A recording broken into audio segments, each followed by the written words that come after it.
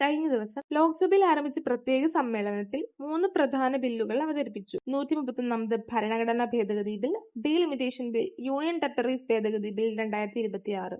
ഈ വിഷയം കേന്ദ്രത്തിലെത്തിയിരിക്കുന്നത് സ്ത്രീ സംവരണം കൂടാതെ ഡീലിമിറ്റേഷൻ ആണ്. ആദ്യമായി 131 ഭരണഘടനാ ഭേദഗതി ബിൽ എന്താണ് പറയുന്നത് എന്ന് നോക്കാം. ഇപ്പോൾ ലോക്സഭയിലെ സീറ്റുകളുടെ എണ്ണം 543 ആണ്. ഇത് ഏകദേശം 850 ഉയർത്താനാണ് നിർദ്ദേശം. അതിൽ 815 സീറ്റുകൾ സംസ്ഥാനങ്ങളിൽ നിന്നും 35 സീറ്റുകൾ യൂണിയൻ ടെറിട്ടറികളിൽ നിന്നും വരും. അതുപോലെ 2029 ലോക്സഭാ തെരഞ്ഞെടുപ്പിൽ തന്നെ സ്ത്രീകൾക്ക് 1/3 എന്ന കണക്കിൽ സീറ്റുകൾ സംവരണം നൽകാനാണ് ലക്ഷ്യം. ഇത് 2023 പാസാക്കിയ നാരി ശക്തി വന്ദൻ ആക്ടിന്റെ തുടർച്ചയാണ്.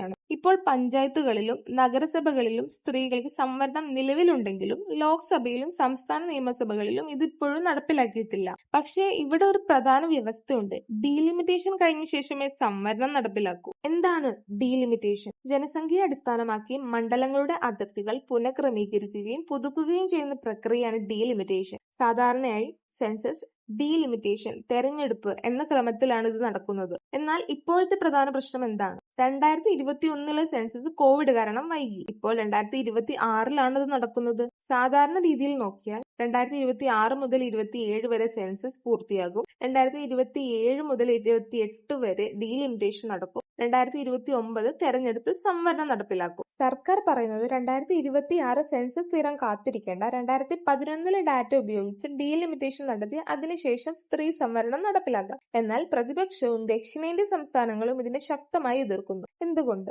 1971 സെൻസസ് അടിസ്ഥാനമാക്കി ലോക്സഭാ സീറ്റുകൾ ഫ്രീസ് ചെയ്തിരുന്നു. ഈ ഫ്രീസ് പിന്നീട് 2001 മുതൽ 2026 വരെ നീട്ടി. ഇപ്പോൾ 2026 പുതിയ ഡാറ്റ അടിസ്ഥാനമാക്കി മാറ്റങ്ങൾ വരുത്തേണ്ട സാഹചര്യം വന്നിരിക്കുകയാണ്. ഇപ്പോൾ പുതിയ ഡീലിമിറ്റേഷൻ നടപ്പിലാക്കിയാൽ വടക്കൻ സംസ്ഥാനങ്ങൾക്ക് കൂടുതൽ സീറ്റുകളും ലഭിക്കും. ദക്ഷിണ സംസ്ഥാനങ്ങളുടെ രാഷ്ട്രീയ സ്വാധീനം കുറയാനും സാധ്യതയുണ്ട്. സർക്കാർ പറയുന്നത് എല്ലാ സംസ്ഥാനങ്ങൾക്കും സീറ്റുകൾ വർദ്ധിക്കും. ദക്ഷിണ സംസ്ഥാനങ്ങൾ പറയുന്നത് എന്തെന്നാൽ ആകെ സീറ്റുകൾ കൂടിയാലും അവരുടെ പങ്ക് കുറയും. വടക്കൻ സംസ്ഥാനങ്ങളോട് താരതമ്യത്തിൽ അവരുടെ ശക്തി കുറയും. അതുകൊണ്ടാണ് അവർ പറയുന്നത് സ്ത്രീ സംവരണം ഇപ്പോൾ തന്നെ നടപ്പിലാക്കൂ, ഡീലിമിറ്റേഷൻ വേഗത്തിൽ ചെയ്യരുത്. ആദ്യം എല്ലാ സംസ്ഥാനങ്ങളുടെയും സമ്മതത്തോടെ ഒരു പരിഹാരം കണ്ടെത്തണം. കേന്ദ്രം മറുപടി നൽകുന്നത് എന്തെന്നാൽ ഡീലിമിറ്റേഷൻ ഇല്ലാതെ സംവരണം നടപ്പിലാക്കിയാൽ പിന്നീട് വീണ്ടും മാറ്റങ്ങൾ വരുത്തേണ്ടി വരും. അതിനാൽ ആദ്യം ഘടന മാറ്റി പിന്നെ സംവരണം നടപ്പിലാക്കുന്നതാണ് നല്ലത്. അതോടൊപ്പം തന്നെ ഈ ബില്ലുകൾ യൂണിയൻ ടെറിട്ടറികളിലും സ്ത്രീ സംവരണം വ്യാപിക്കാനാണ് നിർദ്ദേശിക്കുന്നത്. ഇത് ഒരു സാധാരണ നിയമചർച്ച മാത്രമല്ല.